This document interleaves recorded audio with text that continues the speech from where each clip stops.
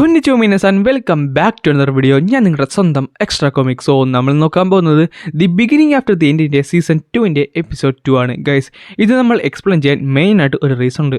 സംഭവം മറ്റൊന്നും കൊണ്ടല്ല, അതായത് ഈ ആനിമയുടെ അകത്ത് പറഞ്ഞു പോകാത്ത പല കുഞ്ഞു കുഞ്ഞു കാര്യങ്ങളും മാൻഹോയുടെ അകത്ത് മെൻഷൻ ചെയ്യുന്നുണ്ട്. സോ അതൊന്നും മിസ്സാക്കിയിരിക്കാൻ വേണ്ടിയാണ് നമ്മൾ ഇതുപോലെ എക്സ്പ്ലെയിൻ ചെയ്ത് പോകുന്നത്.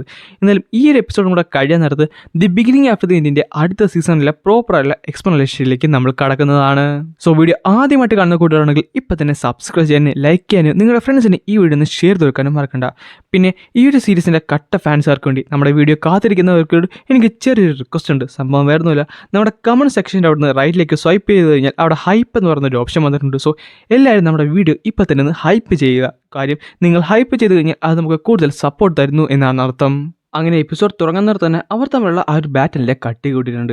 ആ ഒരു സമയത്ത് അവർ തമ്മിൽ ഒരു ചെറിയൊരു ഗ്യാപ്പ് ക്രിയേറ്റ് ചെയ്യപ്പെടും. ഈ സമയത്ത് നമ്മുടെ കാസ്പിയൻ പറയുന്നുണ്ട്, സോ നീ എന്തായാലും അടിപൊളിയായിട്ടുണ്ട്.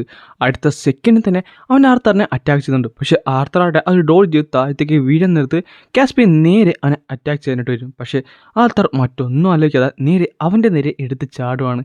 എന്നിട്ട് അവനെ ടാക്കിൾ ചെയ്യുന്നുണ്ട്. ആ ഒരു സമയത്ത് തന്നെ അവർ തമ്മിലുള്ള ഗ്യാപ്പ് ശരിക്കും തീർന്നിരിക്കുവാണ്. ഈ സമയത്ത് കാസ്പിയൻ്റെ മനസ്സിലേക്ക് വരും, ഞാനിവിടെ ശരിക്കും തോക്കുവോ. അടുത്ത സെക്കൻഡിൽ തന്നെ അവന് ദേഷ്യം വന്നിട്ട് കിടന്ന് കാറാൻ തുടങ്ങും. ആ ഒരു സെക്കൻഡ് അവൻ്റെ പവർ മുഴുവൻ അൺലീഷ് ചെയ്യുന്നതുകൊണ്ട് തന്നെ ആർത്തർ തെറിച്ച് പോകുന്നുണ്ട്. ആർത്തർ മാത്രമല്ല, അവിടെ ചുറ്റുമുണ്ടായിരുന്ന എല്ലാവർക്കും ആ ഒരു പവർ മനസ്സിലാവും. ആർത്തറായിട്ട് ശരിക്കും ബാക്കിലേക്ക് പോയിട്ടുകൊണ്ട് അത് മാത്രമല്ല അവരുടെ ഇടയിൽ വലിയൊരു ഗ്യാപ്പ് സൃഷ്ടിക്കപ്പെട്ടു. ആർത്തർ പറയുന്നുണ്ട്, ഇനി ചുമ്മാ എഴുന്നിട്ട് കാര്യമില്ല. Lightning basically 2 തരത്തിലാണുള്ളത്, ഇന്റേണലും എക്സ്റ്റേണലും. ബുക്സിലും ബാക്കിയുള്ളവരൊക്കെ പറയുന്നത് ഇന്റേണൽ ലൈറ്റ്നിങ് മാജിക്കാണ് പഠിക്കാൻ കുറച്ചൊരു പാട്.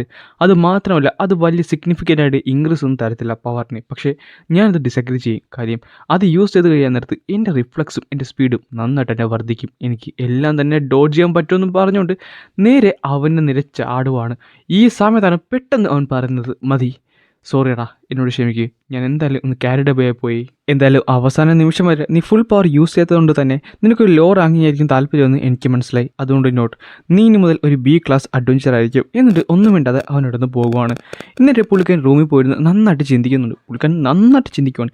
ഈ സമയത്താണ് ബാക്കിയുള്ള എക്സാമിനേഴ്സ് അവിടേക്ക് കയറി വരുന്നത്. അവൻ പറയുന്നുണ്ട്, ആ വാതിലൊന്ന് ഇറക്ക്. അങ്ങനെ ആ വാതിലടിച്ചിട്ട് ചോദിക്കുന്നുണ്ട്, സാർ എന്താണ് അവിടെ സംഭവിച്ചത്? ഓൾറെഡി നമുക്കിത് 3 B ക്ലാസ് ആയി. അത് മാത്രമല്ല അവരെല്ലാവരും പിള്ളേരാണ്. ഇതിന് ഇങ്ങനെയൊക്കെ സംഭവിക്കുന്നത്? അതിനു മുമ്പ് 6 മാസത്തിന് മുമ്പ് സൈറസിൽ നടന്ന എന്താണെന്ന് നിങ്ങൾക്ക് ഓർമ്മയുണ്ടോ? അതൊരു ടൂർണമെൻ്റ് അല്ലേ, ലൈക്ക് 3 റേസും തമ്മിലുള്ള എൽഫും നമ്മുടെ മനുഷ്യരും അതേപോലെ തന്നെ ഡാർസും തമ്മിലുള്ള അത് തന്നെ. മിക്ക ഗിൽഡ് ഗൈഡ്സിനും ഇതിന് ഐഡിയ കിട്ടില്ല. പക്ഷേ എനിക്ക് കുറച്ച് വീക്സിന് മുമ്പ് തന്നെ ഈ ഒരു ഐഡിയ കിട്ടി. ചുരുക്കം പറഞ്ഞാൽ എൽസിനും ഡാർസിനുള്ള ആ ഒരു ബാൻ ഉണ്ടല്ലോ, അത് അവർ ലിഫ്റ്റ് ചെയ്തിട്ടുണ്ട്. ആൻഡ് ആദ്യം വന്ന ആ ലൂക്കസ് എന്ന് പറയുന്ന പയ്യനിലെ അവനവിടെ ഒരു ഹാഫ് എൽഫാണ്. അത് മാത്രമല്ല അവൻ ഏർലി സ്റ്റേജിൽ തന്നെ അവനെ പവേഴ്സൊക്കെ അവേക്കൻ ചെയ്തിരുന്നു, ഒരു എൽഫിനെ പോലെ തന്നെ. പിന്നുള്ളത് ആ എജിനായിട്ടാണ്. അവൻ കുറച്ച് മിസ്റ്ററിയാണ്. എങ്കിൽ കൂടി ഒരു കാര്യം ഉറപ്പാണ്, അവനിപ്പോൾ വന്നിരിക്കുന്നത് ഡോഫ്സ് കണ്ടത്തിൽ നിന്നാണ്. പക്ഷേ എന്നെ ഏറ്റവും കൂടുതൽ അതിശയിപ്പിച്ചത് മറ്റാരുമില്ല, ആ മാസ്കുള്ള ആ ഒരു പയ്യനാണ്. അവനെപ്പറ്റി കൂടുതൽ ഡീറ്റെയിൽസ് ഒന്നുമില്ല. പക്ഷേ എന്തായാലും ഒരു കാര്യം ഉറപ്പാണ്, ആ നോബൽ ഫാമിലിയിൽ നിന്നില്ല, എൽസിൽ നിന്നില്ല, ഡോഫ്സിൽ നിന്നില്ല, അതെന്തായാലും ഉറപ്പാണ്. നിങ്ങളോട് പറഞ്ഞ ഡീറ്റെയിൽസൊക്കെ പബ്ലിക്കലി ഇതുവരെ എത്തിയിട്ടില്ലെങ്കിൽ ഉടനെ തന്നെ പബ്ലിക്ക് എത്തുന്നതായിരിക്കും. പക്ഷേ ഞാൻ നിങ്ങളോട് പറഞ്ഞ കാര്യങ്ങൾ ഒരിക്കലും പുറത്തറിയാൻ പാടില്ല. എന്നിട്ട് പുള്ളിക്കാരൻ വീണ്ടും ആ ഒരു ഫൈറ്റിനെ പറ്റിയാണ് ആലോചിക്കുന്നത്. അവൻ്റെ ഫൈറ്റ് എന്ന് പറഞ്ഞത് ഒട്ടും നിസ്സാരമില്ലായിരുന്നു എന്നിട്ട് പറയുകയും ചെയ്യും. എന്തായാലും എൽസിൻ്റെ ബാക്കിയുള്ളവരുടെ ബാനൊക്കെ ലിഫ്റ്റ് ചെയ്തുകൊണ്ട് തന്നെ ഇനി എന്തായാലും കുറച്ച് കൂടുതൽ അഡ്വഞ്ചേഴ്സ് ഇവിടേക്ക് വരുന്നതായിരിക്കും, എസ്പെഷ്യലി ഇതേപോലത്തെ പിള്ളേർ. പിന്നെ കാണിക്കുന്നത് നമ്മുടെ ടെസ്റ്റിനാണ്. പുള്ളിക്കാരായിട്ട് അവിടെയുള്ളൊരു ബാൽക്കണി നിൽക്കുവാണ്. പുള്ളിക്കാരുടെ മനസ്സിലും കൂടി ആർത്തർ വേറെ ഏതെങ്കിലും പെമ്പിള്ളേരായിട്ട് സെറ്റായോ എന്നുള്ള ഐഡിയയിലായിരുന്നു. ആ സമയത്താണ് പെട്ടെന്ന് അവിടെ അപ്പൂപ്പൻ അകത്തേക്ക് കയറി വരുന്നത്. പക്ഷേ ഇവരാട്ടെ ആളെ മൈൻഡത്തും ഇല്ല. പുള്ളിക്കാരി ഭയങ്കര ദേഷ്യത്തിലിരിക്കുവാണ്. കാര്യം ആർത്തറിനെ കാണാൻ ഒരു വഴിയില്ലല്ലോ. അപ്പോഴാണ് പുള്ളിക്കാരുടെ അപ്പൂപ്പൻ പറയുന്നത്, അങ്ങനെയാണെന്നുണ്ടെങ്കിൽ നിനക്ക് ആർത്തറോട്ട് ഒരുമിച്ച് പഠിക്കാൻ ഒരു മാർഗമുണ്ട്. ഇത് കേട്ടപ്പോൾ തന്നെ പുള്ളിക്കാരി ഹാപ്പി. പുള്ളിക്കാരി ചോദിക്കുന്നുണ്ട്, ടെസ് ആദ്യം നിൻ്റെ അപ്പൂപ്പൻ പറയുന്നതെന്ന് കേൾക്കാൻ നോക്ക്. അത് നോർമൽ ഒരു സ്കൂളല്ല, സൈറസ് അക്കാഡമിയാണ്. അവിടെയാട്ടെ ഡോഫ്സും മനുഷ്യരും എല്ലാവരും ഇനി അവിടെ കാണുന്നതായിരിക്കും. സോ നിൻ്റെ കോമ്പറ്റീഷൻ കുറച്ചധികം പാടായിരിക്കും. എന്തായാലും കുഴപ്പമൊന്നുമില്ല, നിൻ്റെ അപ്പൂപ്പനല്ലേ നിന്നെ ട്രെയിൻ ചെയ്യാൻ പോകുന്നത്. ഈ സമയത്തായിട്ട് അവൾ നല്ല അധികം തന്നെ എക്സൈറ്റഡ് ആണ്. ആൻഡ് അതുമാത്രമല്ല ഇനി ഇവരുടെ കാലമാണല്ലോ. അത് കഴിയുമ്പോൾ നമ്മുടെ ആർത്തറിനെ അതേപോലെ ജാസ്മിനാണ് കാണിക്കുന്നത്. അവൾ ചോദിക്കുന്നുണ്ട്, ആർത്തർ നീ ഓക്കെ അല്ലേ? ഓക്കെയാണ്, എനിക്ക് കുഴപ്പമൊന്നുമില്ല. പക്ഷേ ഞാൻ ശരിക്കും എക്സൈറ്റഡായി. ജാസ്മിനെ നിനക്ക് നേരത്തെ അറിയാമായിരുന്നു? എനിക്ക് അങ്ങനെ അറിഞ്ഞൂടാ, പക്ഷേ എൻ്റെ അച്ഛന് അതിനോട്ടൊരു കണക്ഷനുണ്ട്. അങ്ങനെയാണ് ഞാൻ കാസ്മിനായിട്ട് പരിചയപ്പെടുന്നത്. ഈ സമയത്താണ് നമ്മുടെ നോട്ടിനെ അവിടേക്ക് വിളിക്കുന്നത്. എന്നിട്ട് അവനടുത്തേക്ക് ചെല്ലാൻ നേരത്ത് ഒരു കാർഡ് അവൻ്റെ കയ്യിലേക്ക് കൊടുക്കുന്നതുകൊണ്ട് കൺഗ്രാജുലേഷൻസ് ആർത്തർ, നീ അവസാനം ഒരു അഡ്വഞ്ചറായി മാറിയിരിക്കുന്നു. സോ ഞാനും ഒരു അഡ്വഞ്ചറായി മാറിയിട്ടുണ്ട്. പക്ഷേ ഇനി എന്തായാലും ആർത്തറിൻ്റെ ജീവിതം ഒരിക്കലും എന്നെ ബാക്കിലേക്ക് പിടിച്ച് വലിക്കത്തില്ല. എന്നാൽ ഞാൻ ഇനിയും സ്ട്രോങ്ങറായി മാറണം. ഞാൻ ഇപ്പോഴും നല്ല വീക്കാണ്.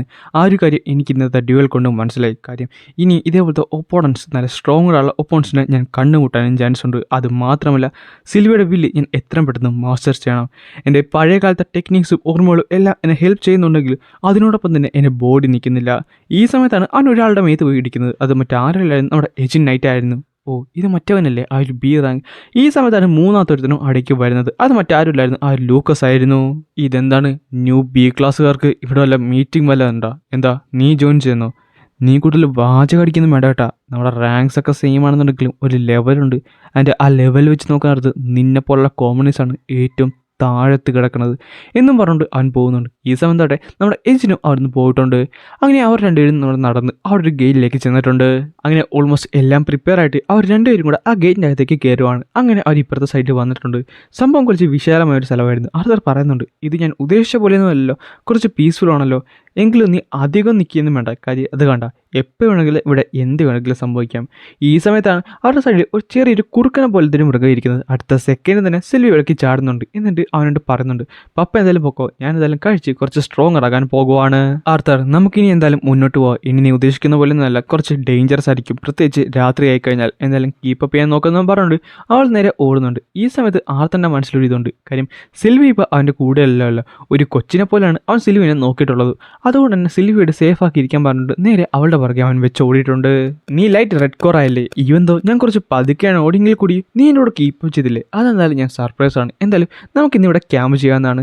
അങ്ങനെ അന്നേ ദിവസം രാത്രി ആയിട്ടുണ്ട്. ജാസ്മിൻ ചോദിക്കുന്നുണ്ട്, അല്ല നിന്റെ ബോണ്ട് ഇതുവരെ തിരിച്ചു വന്നില്ല, അവൾ ഓക്കെ അല്ലേ? സിൽവി എനിക്ക് അപ്ഡേറ്റ് അയക്കുന്നുണ്ട്. അവൾ എന്തായാലും നല്ല ഹാപ്പിയാണ്. അവൾക്ക് കുറേയധികം ഇരകൾ കിട്ടിയിട്ടുണ്ട് കഴിക്കാനൊക്കെ ആയിട്ട്. സോ എന്തായാലും പുറത്ത് അവൾ ആദ്യമായിട്ടാണല്ലേ, എന്നാണ് എനിക്കും തോന്നുന്നത്. എന്തായാലും ഒരു കാര്യം ഉറപ്പാണ്, അവൾ നന്നായിട്ട് തന്നെ ഇതെല്ലാം എൻജോയ് ചെയ്യുന്നുണ്ട്. അല്ല ജാസ്മിൻ, ഞാനൊന്ന് ചോദിക്കട്ടെ, നീ എന്തിനാണ് ഒരു അഡ്വഞ്ചറായി മാറിയത്? സത്യം പറയാനാണെങ്കിൽ ഞാൻ എൻ്റെ ഫാമിലിയിൽ നിന്ന് വിട്ടു പോകാനായിട്ടാണ്. ഫാമിലിയോ? I am really sorry. എന്തിനാണ്? നീ അത് നേരത്തെ തന്നെ നോട്ടീസ് ചെയ്ത കാര്യം ഞാൻ അറിഞ്ഞിരുന്നു. എൻ്റെ ഫാമിലി ഫ്ലെയിംസോർത്ത് എന്ന് പറയുന്നത് തന്നെ എൽസൈഡുള്ള ആ ഒരു യുദ്ധത്തിൽ മുൻപന്തിയിൽ നിന്നവരാണ്. അവരുടെ ഏറ്റവും വലിയ സ്ട്രെങ്ത് എന്ന് പറയുന്നത് ഫയർ ആട്രിബ്യൂട്ടായിരുന്നു. അതുകൊണ്ട് തന്നെ ഞാൻ ജനിച്ചപ്പോൾ തന്നെ അവർക്ക് വളരെയധികം പ്രതീക്ഷയുണ്ടായിരുന്നു. എന്നാൽ ഞാൻ വളർന്ന് വലുതായപ്പോൾ എൻ്റെ ആട്രിബ്യൂട്ട് ഫയറല്ല വിൻഡാണെന്ന് മനസ്സിലാക്കിയപ്പോൾ അതെല്ലാം തന്നെ തകർന്നു. സോ അതുകൊണ്ട് എങ്ങനെയെങ്കിലും എനിക്ക് അവരുടെ കയ്യിൽ നിന്ന് മാറണമായിരുന്നു. അതെന്ത് കോപ്പാണ്? ഒരു കുട്ടി ജനിച്ചു വീഴാൻ നേരത്ത് അവർക്ക് ഏത് മാന കോറാണ് കിട്ടുന്നതെന്ന് അവരാണ് തീരുമാനിക്കുന്നത്. അതുമാത്രമല്ല ഓരോ എലമെൻറ്റിനും ഓരോ ആർട്ടിബ്യൂട്ടിനും അതിലൊക്കെ നല്ലതായിട്ട് മറ്റൊന്നുമില്ലെന്ന് പറയാൻ സാധിക്കും. എന്നിട്ടും പിന്നെ അവരെന്നാണ് നിന്നോട് അങ്ങനെ കാണിച്ചതെന്ന് പറയാൻ നേരത്ത് ആൾക്കിടന്ന് പൊട്ടിച്ചിരിക്കുന്നുണ്ട്. അത് കൊള്ളാം, എൻ്റെ കഥ കേട്ടിട്ട് നിനക്ക് ദേഷ്യം വന്നു. നീ എന്തായാലും നല്ല തമാശ തന്നെയാണ് പറയുന്നത്. തമാശയൊന്നുമില്ല, ഇത് സത്യം തന്നെയാണ്. എൻ്റെ കഴിഞ്ഞ ജന്മത്തിൽ ഞാൻ എന്തുമാത്രം വലിയ ഡിസഡ്വാൻറ്റേജിലായിരുന്നെന്ന് എനിക്ക് മാത്രമേ അറിയാവുള്ളൂ. പക്ഷേ അതൊന്നും എന്നെ പിടിച്ചു കുലുക്കില്ല. ഞാൻ സ്ട്രോങ്ങറായി, ഞാൻ വീണ്ടും വലുതായി, ഞാൻ ആ രാജ്യത്തിൻ്റെ തന്നെ രാജാവായി മാറി. എന്നാലും ഇവിടുത്തെ ഒരു കാര്യം എനിക്ക് ഉറപ്പാണ്, എലമെൻറ്റ് ഏതും ആയിക്കോട്ടെ, നിൻ്റെ എന്ന് പറയുന്നത് ഒരു യെല്ലോ കാറാണ്, അതും 24 വയസ്സുള്ളപ്പോൾ. അതൊട്ടും നിസ്സാരമല്ല. ആൻഡ് നീ നിൻ്റെ ഫാമിലിനെക്കാട്ടും എന്തുകൊണ്ടും സ്ട്രോങ്ങറാണ്, എന്തുകൊണ്ടും അടിപൊളിയാണ്. പക്ഷേ ഇതെല്ലാം കുറച്ച് അൺഫെയർ അല്ലേ? അൺഫെയർ ആകാതെ ഈ ലോകത്ത് ഒന്നും തന്നെ ഇല്ലല്ലോ. പക്ഷേ എന്തായാലും കുഴപ്പമൊന്നുമില്ല, എന്നെപ്പോലൊരാൾക്കും ഇതേപോലെ സന്തോഷമായിട്ട് ജീവിക്കാൻ സാധിക്കുന്നുണ്ടല്ലോ. അങ്ങനെ അവർ രണ്ടുപേരും കൂടെ അന്ന് കിടന്ന് ഉറങ്ങുവാണ്. ഈ സമയത്ത് ജാസ്മിൻ ചോദിക്കുന്നുണ്ട്, ആർത്തർ നീ കിടന്നോ? ഇല്ല, ഞാൻ കിടക്കാൻ പോകുന്നേ ഉള്ളൂ. ജാസ്മിൻ, ഞാനൊരു കാര്യം പറയട്ടെ, ഞാൻ ശരിക്കും സന്തോഷവാനാണ്. കാര്യം നീ എന്നെ വോളണ്ടിയർ ചെയ്യാൻ തീരുമാനിച്ചതിൽ. കാര്യം ഓരോ സമയത്ത് ഞാൻ എന്തെങ്കിലും തെറ്റ് കാണിച്ചു കഴിഞ്ഞാൽ നീ അത് തെറ്റാണെന്ന് ചെയ്തു തരുന്നത് എന്നോട് പറയുകയും ചെയ്യും. ഈവൻ ഞാൻ എപ്പോഴും അതുപോലത്തെ ഓരോന്നൊക്കെ കാണിക്കുന്നുണ്ട്. എന്തായാലും ഞാൻ ഹാപ്പിയാണ് കേട്ടെന്ന് പറഞ്ഞുകൊണ്ട് അവർ നേരെ കിടന്ന് ഉറങ്ങുവാണ്. പിറ്റേ ദിവസം അപ്പം ആർത്തൻ്റെ ശരീരത്തിൽ കുറച്ചധികം വെയിറ്റ് അനുഭവപ്പെടും. അവൻ പറയുന്നുണ്ട്, സിൽവി നിനക്ക് നന്നായിട്ട് വെയിറ്റ് കൂട്ടിയിട്ടുണ്ടെന്ന് പറഞ്ഞുകൊണ്ട് അവൻ കണ്ണ് തുറക്കാൻ നേരത്ത് കാണുന്നത് ഒരു പ്രത്യേക തരത്തിലെ ജീവിയാണ്. അവൻ ഞെട്ടി എഴുന്നേൽക്കുന്നുണ്ട്. പെട്ടെന്ന് ആ ജീവി അവിടുന്ന് ഓടിപ്പോകുന്നുണ്ട്. ഈ സമയത്ത് ജാസ്മിനായിട്ട് അന്ന് രാവിലെ കഴിക്കാനുള്ള ബ്രേക്ക്ഫാസ്റ്റൊക്കെ സെറ്റാക്കി വെച്ചിട്ടുണ്ട്. എന്നിട്ട് അവൾ പറയുകയും ചെയ്യും, നീ എഴുന്നേരില്ലേ, എന്തായാലും നിൻ്റെ ബോർഡിനെ കൂടെ വിളിച്ചോ, അവളോട് നമുക്കിന്ന് ഒരുമിച്ച് പോകാമെന്ന് പറയുകയും ചെയ്യും. ഈ സമയത്ത് തന്നെ നമ്മുടെ സിൽവി പുള്ളിക്കാരൻ പറയുന്നുണ്ട്, സിൽവി നീ എന്തെങ്കിലും കഴിച്ചോ? കഴിച്ചില്ലെങ്കിൽ നേരെ ഇങ്ങോട്ട് പോവാം. അപ്പോൾ സിൽവിയും പറയുന്നുണ്ട്, വേണ്ടച്ചാ ഞാൻ എന്തായാലും നന്നായിട്ട് ഫുഡ് കഴിച്ചിട്ടുണ്ട്. കാര്യം പറ്റുന്നില്ല, നേരത്തെ കണ്ട ആ ഒരു ജീവിനെ നമ്മുടെ സിൽവി പിടിച്ച് തിന്നിട്ടുണ്ട്. അങ്ങനെ അവർ രണ്ടുപേരും കൂടെ റെഡി ആയിട്ടുണ്ട് അടുത്തൊരു അഡ്വഞ്ചറിന് പോകാനായിട്ട്. പക്ഷേ അതിനു മുമ്പ് ആദ്യം നമ്മൾ തമ്മിൽ ഒന്ന് സ്പാർ ചെയ്യണം. കാര്യം നിനക്ക് എത്രയും കട്ടിയുള്ള അഡ്വഞ്ചറിൽ പോകാൻ പറ്റുമെന്ന് എനിക്കൊന്ന് നോക്കണമല്ലോ. അതുമാത്രമല്ല എനിക്ക് ചില സമയത്ത് തോന്നാറുണ്ട് നിൻ്റെ ബോഡിക്ക് നിൻ്റെ മനസ്സിനൊപ്പം പിടിച്ചു നിൽക്കാൻ പറ്റത്തില്ലെന്ന്. അത് സത്യമാണ് കേട്ടോ. അങ്ങനെ എങ്കിൽ വാ നമുക്ക് തുടങ്ങാമെന്ന് പറഞ്ഞുകൊണ്ട് പുള്ളിക്കാരുടെ വെപ്പൺ എടുത്തിട്ടുണ്ട്. ആ സമയത്ത് ആർത്തർ ആ ഒരു വാള് പോയി എടുക്കാൻ പോയപ്പോഴാണ് ആൾ പറയുന്നത് അതല്ല മറ്റേതെടുക്ക്. നിനക്കറിയാവോ അത് സോഡാണെന്ന്. സോഡ അല്ലെങ്കിൽ നീ ചുമ്മാ ഒരു വടിയും പിടിച്ചിട്ടുണ്ട് ഇവിടെ വരെ ഒന്നും നടക്കാൻ പോകുന്നില്ലല്ലോ. അങ്ങനെ ആർത്തർ പുള്ളിക്കാരൻ്റെ ആ ഒരു സോഡ് എടുത്തുകൊണ്ട് വന്ന് ആളുടെ ഫ്രണ്ടിൽ നിന്നുകൊണ്ട് അത് അൺലീഷ് ചെയ്യുന്നുണ്ട്. അത് കാണുന്ന ആൾ ശരിക്കും ഞെട്ടിപ്പോവുകയും ചെയ്യും. സോ ശരിക്കും അതൊരു സോഡ് തന്നെയാണല്ലേ. അടുത്ത സെക്കൻഡ് തന്നെ അവർ തമ്മിലുള്ള ആ ഒരു ബാറ്റിൽ സ്റ്റാർട്ട് ചെയ്തിട്ടുണ്ട്. ആർത്തർ ഒരു അറ്റാക്ക് ചെയ്യുന്നുണ്ടെങ്കിൽ ജാസ്മിൻ്റെ അറ്റാക്സ് ഒക്കെ അൺഡോഡ് ചെയ്ത് മാറാൻ സാധിക്കുള്ളൂ. ജാസ്മിനെ പുള്ളിക്കാരന് തൊടാൻ പറ്റുന്നില്ലായിരുന്നു. ജാസ്മിനായിട്ട് ഓരോ ടൈമിൽ കൗണ്ടർ അറ്റാക്ക് ചെയ്യുന്നുണ്ടായിരുന്നു. പുള്ളിക്കാരുടെ ടെക്നിക്സ് യൂസ് ചെയ്ത് ആർത്തറിനെ തിരിച്ച് അറ്റാക്കിങ് ചെയ്യുന്നുണ്ടായിരുന്നു. ഫൈറ്റ് മുന്നോട്ട് പോകുന്നവർ അവനൊരു കാര്യം മനസ്സിലാകുന്നുണ്ടായിരുന്നു. കാര്യം അവൻ അണ്ടർ വാട്ടറിൽ നിന്ന് ഫൈറ്റ് ചെയ്യുന്ന പോലെയായിരുന്നു. കാര്യം അത്രത്തോളം പ്രഷറും അത്രത്തോളം വെയിറ്റുമായിരുന്നു അവൻ ജാസ്മിനായിട്ട് ഫൈറ്റ് ചെയ്യുന്നിടത്ത് തോന്നിക്കൊണ്ടിരുന്നത്. അവൻ്റെ ഓരോ അറ്റാക്സ് പോലും വർക്ക് ചെയ്യുന്നില്ലായിരുന്നു. അവസാനം ആർത്തർ അവിടെ ഇരുന്നിട്ട് പറയുന്നുണ്ട് നീ തന്നെ ജയിച്ചു, എനിക്ക് നിൻ്റെ ഒപ്പം പിടിച്ചു നിൽക്കാൻ പറ്റുമെന്ന് തോന്നുന്നില്ല. സത്യം പറഞ്ഞാൽ നിൻ്റെ ഫിസിക്കൽ മാത്രമേ കുറച്ച് ലാക്ക് ചെയ്യുന്നുള്ളൂ. നിൻ്റെ ടെക്നിക്സും ബാക്കിയുള്ള കാര്യങ്ങളൊക്കെ പ്രിസൈസാണ്. അതെന്തായാലും അടിപൊളിയായിട്ടുണ്ട്. എന്തായാലും അതിന് പറഞ്ഞിട്ട് കാര്യമില്ലല്ലോ, എൻ്റെ ബോഡി ഇന്ന് റെഡി ആയിട്ട് വരണ്ടേ. ഞാൻ എന്തായാലും മാനിപ്പുലേഷൻ കുറച്ച് നന്നായിട്ട് ചെയ്യുന്നുണ്ട്. അതുകൊണ്ട് തന്നെ ഇപ്പം നിലവിൽ ഞാൻ സോഡ് ഫൈറ്റാണ് കൂടുതൽ ഫോക്കസ് ചെയ്യുന്നത്, അത് മാനെ യൂസ് ചെയ്യാതെ. എന്നാൽ അതെന്തുമാത്രം മുന്നോട്ട് പോകാൻ പറ്റുമെന്ന് എനിക്ക് അറിഞ്ഞൂടാ. നീ എന്താണ് പറയുന്നത്? മാനെ യൂസ് ചെയ്താൽ നീ വെപ്പൺ മാത്രം യൂസ് ചെയ്യുന്നത് ഡഞ്ചനിൽ കയറണമെന്നോ? അത് എനിക്കറിയാം നീ കുറച്ചധികം സ്ട്രോങ്ങർ ആണെന്ന്, പക്ഷേ അത് നീ ഉദ്ദേശിക്കുന്ന പോലെയല്ല ജാസ്മിൻ. എനിക്ക് മനസ്സിലായി, പക്ഷേ അതാണ് എനിക്ക് വേണ്ടത്. 2 വർഷം മാത്രം മതി. 2 വർഷം കൊണ്ട് ഞാൻ ഉറപ്പായിട്ടും സ്ട്രോങ്ങറായി മാറുന്നതായിരിക്കും. അങ്ങനെയാണ് ഈ ഒരു ചാപ്റ്റർ ഇവിടെ അവസാനിക്കുന്നത് ഗൈസ്. പിന്നൊരു കാര്യം, നമ്മൾ ഇതിനു മുമ്പ് അതായത് ഓൾറെഡി ഇറങ്ങിയ ഒരു എപ്പിസോഡിൻ്റെ ഔട്ട്ലൈറ്റ് ഒക്കെ വെച്ചുകൊണ്ടാണ് ഇവിടെ നമ്മൾ എക്സ്പ്ലെയിൻ ചെയ്തിട്ടുള്ളത്. കാര്യം മറ്റൊന്നും കൊണ്ടല്ല, അതിനകത്ത് ആ എപ്പിസോഡിൻ്റെ അകത്ത് പറയാത്ത കുറച്ചധികം ഇമ്പോർട്ടൻ്റ് ഉള്ള പോയിന്റ്സ് എനിക്ക് ഇതിൻ്റെ അകത്ത് ഉണ്ടെന്ന് തോന്നിയതുകൊണ്ട് മാത്രമാണ് നമ്മൾ ആദ്യത്തെ എപ്പിസോഡും ഈ ഒരു എപ്പിസോഡും അങ്ങനെ എക്സ്പ്ലെയിൻ ചെയ്തിട്ടുള്ളത്. സോ അതുകൊണ്ട് തന്നെ നെക്സ്റ്റ് എപ്പിസോഡ് മുതൽ ദി ബിഗിനിങ് ആഫ്റ്റർ ദി എൻഡിൻ്റെ അടുത്ത സീസൺ ആയിരിക്കും പ്രോപ്പറായിട്ട് നമ്മൾ എക്സ്പ്ലെയിൻ ചെയ്യാൻ പോകുന്നത്.